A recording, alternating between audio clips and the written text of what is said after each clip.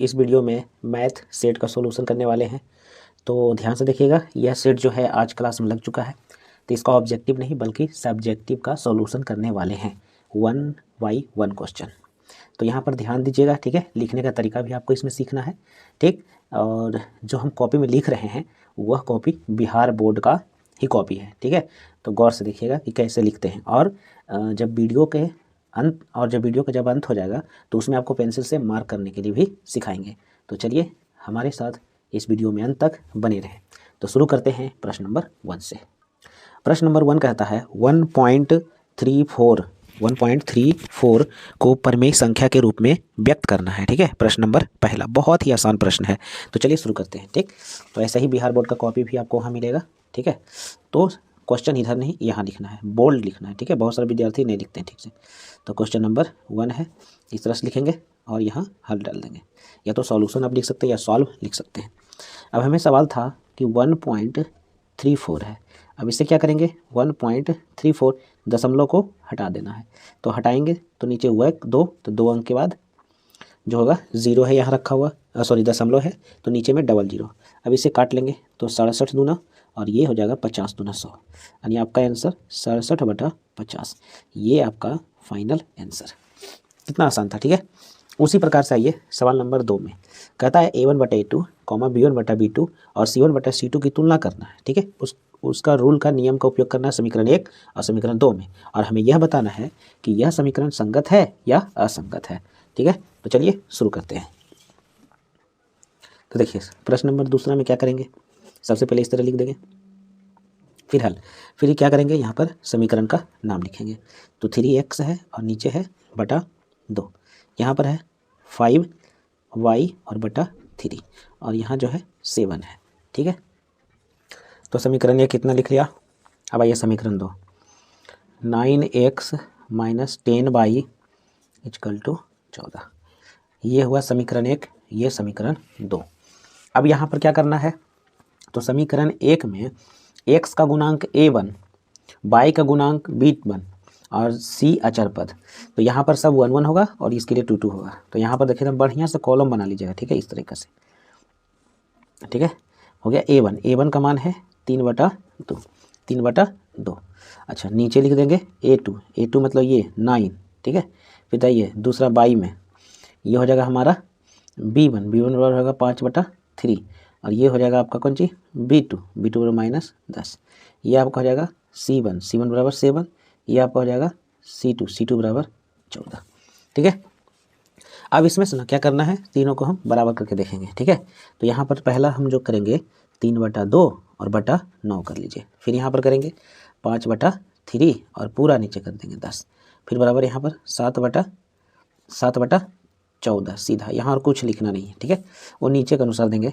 अब यहाँ पर देखो ध्यान से, ये कटेगा 3 तिया 9, ये कटेगा 5 दूना 10, ये कटेगा 7 दूना 14। अब यहाँ पर देखो कि इस तरह से हो गया, तो ऊपर में कुछ नहीं बचा, सिर्फ 1 बचा, और नीचे जो ये 2 है ना नीचे आ जाएगा 3 दूना 6, और बराबर यहाँ पर देखिए ऊपर कुछ नहीं बचा और नीचे ये 3 जो है नीचे आ जाएगा, और यहाँ -10 था, ये तो हो जाएगा -6 बराबर 1/2। अब जरा गौर से देखो, क्या 1/6 और यहाँ 1/-6 बराबर है, तो नहीं, ये नॉट बराबर है, तो ये भी नॉट बराबर हो जाएगा। तो जब जो है इस प्रकार से आ जाए A1/A2 नॉट बराबर B1/B2, तो ये संगत हैं। क्या है, यह संगत हल हैं, यानी संगत हल को ये प्रदर्शित करेंगे, और हमें यही जांच करना था, ठीक है। तो अब सीख गए होंगे, चले अगले प्रश्न की ओर। तो देखो अगला प्रश्न है कि सिद्ध करें 1/√2 एक अपरिमेय संख्या, ठीक है। ये भी बहुत आसान सवाल है। तो चलिए देखिए कैसे लिखते हैं। अगर देखो क्या हो जाए ना कि कॉपी इस प्रकार से लिखें और इधर जो है आपका जगह इधर ज़्यादा बच जाए, तो क्या कर सकते हैं, बीच में पेंसिल का मार्क देके क्वेश्चन नंबर देके लिख सकते हैं, ठीक है। और ऐसे तो बचता नहीं है, लेकिन कभी कभी किसी पेज में बच जाए तो अब यहाँ पर देखो क्या करेंगे, माना कि 1/√2 एक परिमेय संख्या है, इस प्रकार से मान लिए, ठीक है। अब आप ही बताइए, जब कोई परिमेय संख्या होती है तो 1/√2 बराबर p/q हो जाएगा, ठीक है। तो यहाँ से क्या करेंगे कि परमेय नंबर 1 इसका हम पढ़े हैं कि √2, √3, √5 ऐसी संख्याएं जो होती है वो अपरमेय होती है। तो यहाँ पर से क्या करेंगे, इसको अलग करेंगे, √2 जो देख रहे हैं इसको अलग करेंगे। तो इसको क्या करिए, क्रॉस गुना करिए। तो इसको इसके साथ लाइएगा तो क्या हो जाएगा, लाइएगा तो हो जाएगा √2 इंटू पी, और क्यू को इसके साथ ले जाइए तो हो जाएगा सिर्फ क्यू। अब यहाँ पर देखिए क्या होगा, तो क्यू है और इधर जो है क्या करें, तो पी को नीचे ले आते हैं, ठीक है। तो बच जाएगा यहाँ पर क्या, √2। अब यहाँ पर देखो ध्यान से, इधर क्या आ गया, तो जब बटा में कोई संख्या है तो इसको हम बोलेंगे परिमेय, इसको बोलेंगे परिमेय। और जब रूट के अंदर कोई संख्या है तो इसको बोलेंगे अपरिमेय, अपरिमेय। अब ये जो है देखिए ध्यान से, दोनों बराबर नहीं है, तो लिखेंगे यहाँ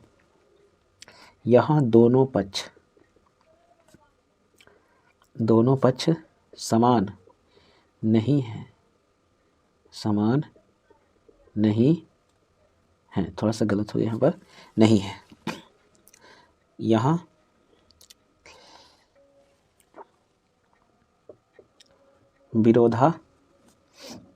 विरोधाभास उत्पन्न होता है,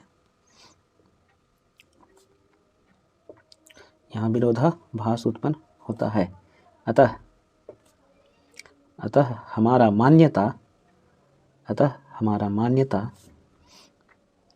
मान्यता गलत है। इसलिए 1/√2 एक अपरिमेय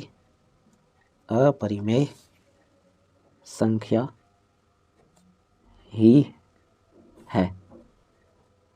प्रूव्ड, ठीक है। तो इस प्रकार से लिख लेंगे तो बिल्कुल अच्छा रहेगा, ठीक है। तो चलते हैं अगले प्रश्न की ओर। प्रश्न नंबर 4 में कह रहा है इसकी मूलों की प्रकृति ज्ञात करना है। तो मूलों की प्रकृति ज्ञात करना तो सबसे पहले लिखेंगे a बराबर कितना हो जाएगा 2। एक्स स्क्वायर के साथ जो गुणांक रहता है उसे a कहते हैं, और b जो है x के साथ जो गुना है इसको हम b कहेंगे, तो ये -6 है, और c बराबर 3 है। अब यहाँ पर क्या करेंगे, निकाल लेंगे d = b² - 4ac बराबर b का मान कितना है, तो -6 है, -6 का स्क्वायर -4a का मान 2 और c का मान 3। 6 का स्क्वायर करेंगे तो 6 × 6 = 36, माइनस माइनस प्लस हो जाएगा, और ये 4 × 2 = 8, 8 × 3 = 24 हो जाएगा।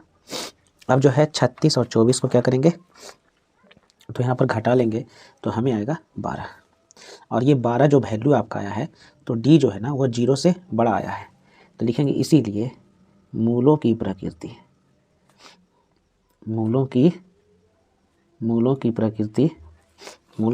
क्या है, वास्तविक है,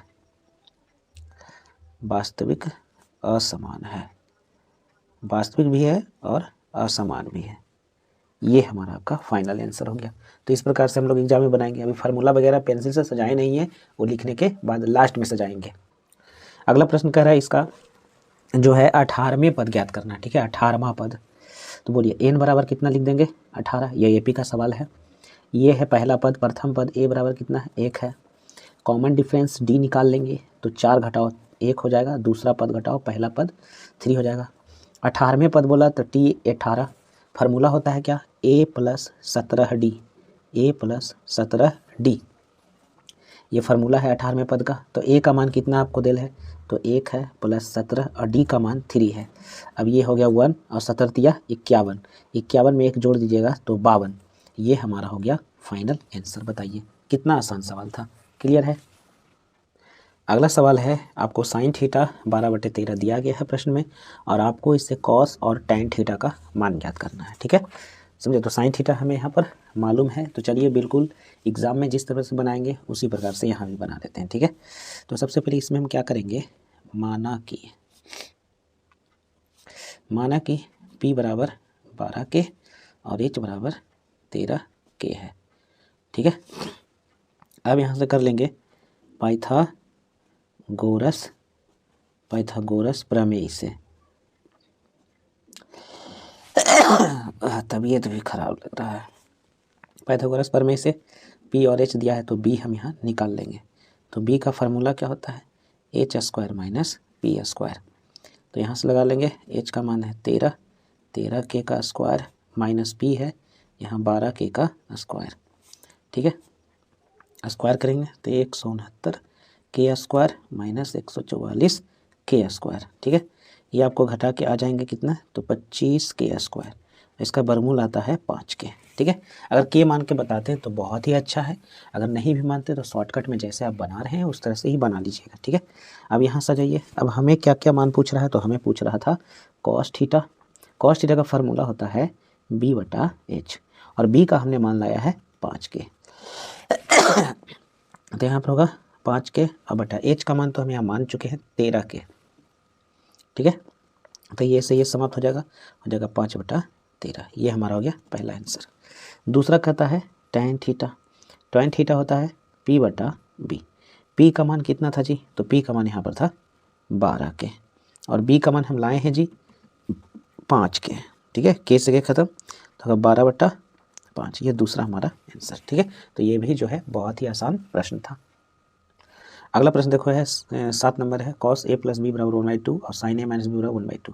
तो यहाँ पर a और b का मान ज्ञात करना है। ठीक है, तो सबसे पहले इसको हम लोग लिखते बढ़िया से। आ जाइए, क्या दिया हुआ है, लिखा हुआ है cos a + b = 1/2।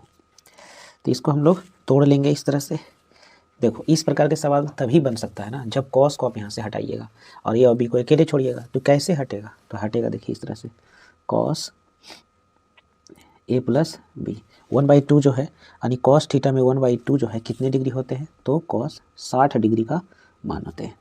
अब यहाँ से cos को काटना नहीं है। अब यहाँ से देखो क्या है, cos से cos बराबर, तो ये एंगल है ना, और ये एंगल दोनों आपस में क्या होंगे, बराबर। तो होगा a + b = 60 डिग्री। ठीक है, a + b = 60 डिग्री। तो चलो a बराबर यहाँ से निकाल लेते हैं, इधर 60 + b, इधर हो जाएगा -b। ये हो गया हमारा समीकरण पहला। ठीक है, अब देखिए पुनः इसी प्रकार से चलेंगे। फिर से हमको दिया है क्या, sin a - b, क्या करेंगे, sin a - b = 1/2। अब यहाँ से ऐसे कर लेंगे sin a - b। अब साइन में कितने डिग्री बराबर 1/2 होता है, तो साइन 30 डिग्री बराबर 1/2 होता है। ठीक है, अब यहाँ से हल करेंगे, तो यहाँ से साइन ये समाप्त होगा, तो एंगल हो गया a - b, यहाँ एंगल हो गया 30, तो हो जाएगा a - b = 30 डिग्री। ये हुआ समीकरण 2।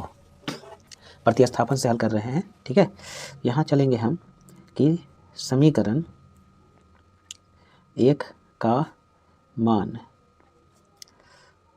समीकरण 2 में देने पर, तो समीकरण 2 हमारे पास है a - b = 30 डिग्री। ठीक है, अब यहाँ पर आप देख लो कि a का मान कितना है, तो 60 - b है, ये देखो। ठीक है, तो a का मान हो जाएगा 60 - b, और यहाँ -b = 30 डिग्री। अब यहाँ से देखो आ जाएगा 60 - +2b = 30 डिग्री। अब यहाँ पर देखो ध्यान से, 60 और b को उधर कर दो, 30 को इधर ले आइए, तो 60 - 30 और इधर होगा 2b। तो बोलिए 60 में से 30 गया तो कितना बचेगा, सिर्फ 30 बचेगा, और यहाँ हो जाएगा 2b। 2 से 2 करिएगा तो 15।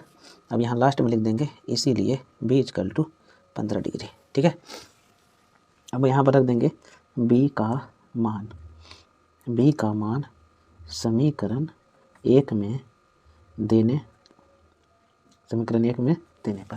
तो समीकरण 1 हमारे पास देखो ऊपर में कितना दिया हुआ था, a = 60 - b, तो वही यहाँ पर भर देंगे, a = 60 - b बराबर हो जाएगा 60 - b का मान कितना है 15, तो हो जाएगा 45 डिग्री। तो ये हमारा एक आंसर हो गया, और एक हमारा ये हो जाएगा 15 और 45 डिग्री। तो अगला प्रश्न देखिए, क्वेश्चन नंबर 8 क्या कह रहा है, उस बिंदु का निर्देशांक ज्ञात करो जो बिंदु 2, 3 और 3 - 1 को मिलाने वाली रेखाखंड को 2:1 के अनुपात में अंतः विभाजित करते हैं। ठीक है, तो इसका पिक्चर जो है कुछ इस प्रकार से हम पहले ही बना लिए हैं। 2 बिंदु a और b ले लिए हैं, 2:1 इस तरह से m लिए हैं और n लिए हैं। हमको c x y का मान ज्ञात करना है, तो डायरेक्ट निकालेंगे। ठीक है, अंतः विभाजन का फार्मूला, बिंदु c x, y बराबर क्या था फार्मूला, बोले थे ना, m के साथ x2, n के साथ x1 और नीचे बटा m + n। ठीक है, m के साथ y2 + n के साथ y1 बटा m + n। ठीक,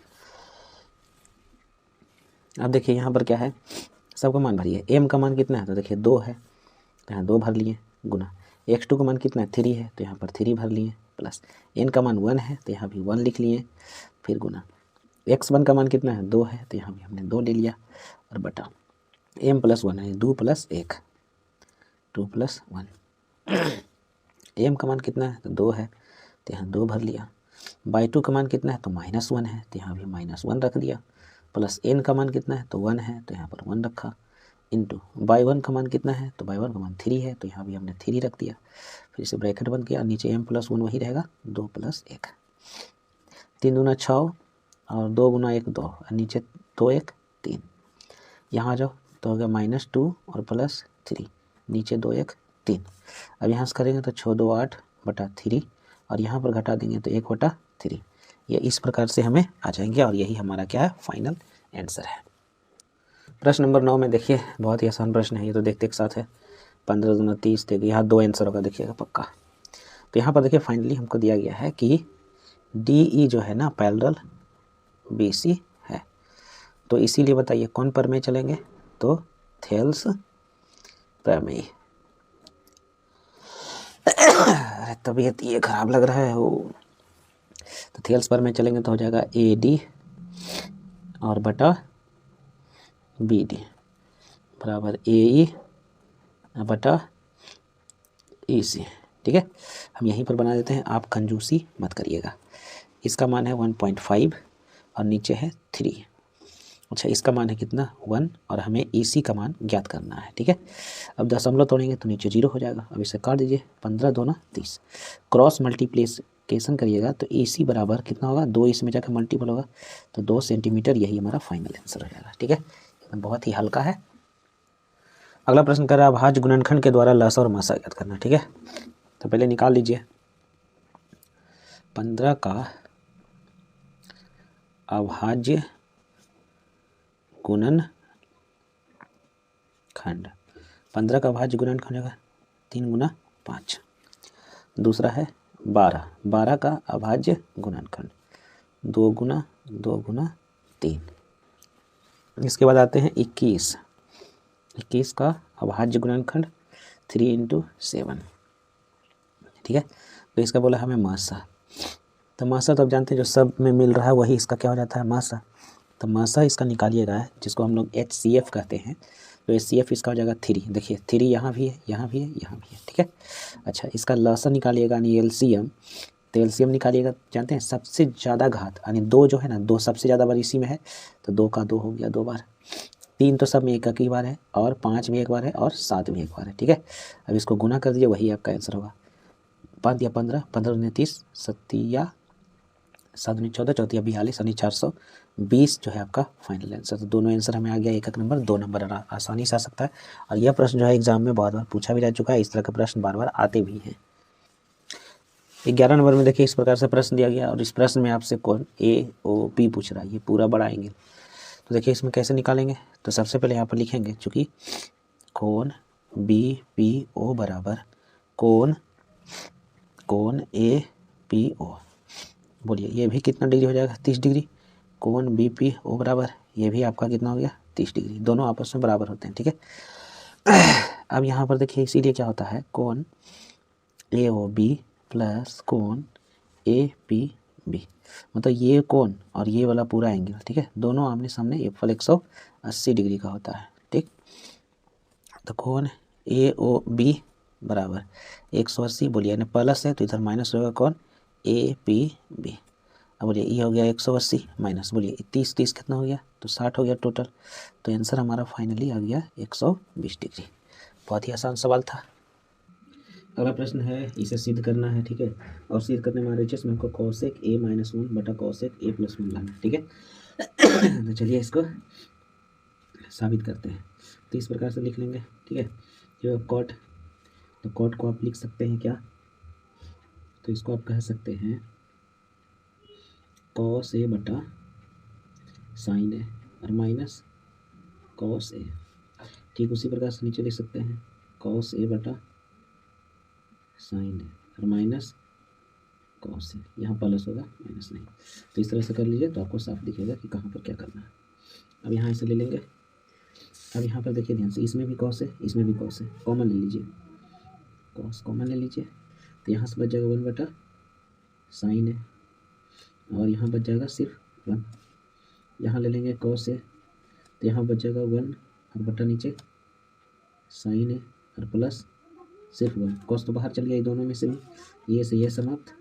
अब इसको हम क्या 1/sin को हम कहते हैं कॉसेक ए और -1, और नीचे को हम कहते हैं क्या कॉसेक ए और +1। यही हमें लाना था। यह RHS आ चुका है, PROVD प्रूफ। ठीक है, तो इसको आप बढ़िया से आप देख लीजिए और नोट कर लीजिए। ठीक है, और ये बीच में जो लाइनिंग हम दे रहे हैं ना, तो देखिए कंजूसी हम कर रहे हैं। ठीक है, कॉपियाँ है हमारे पास कम, इसीलिए आपको बीच में लाइनिंग देने का जरूरत नहीं। जब आपके पास पेज कम हो जाए तब इस प्रकार का रूल का उपयोग करिएगा। ठीक है।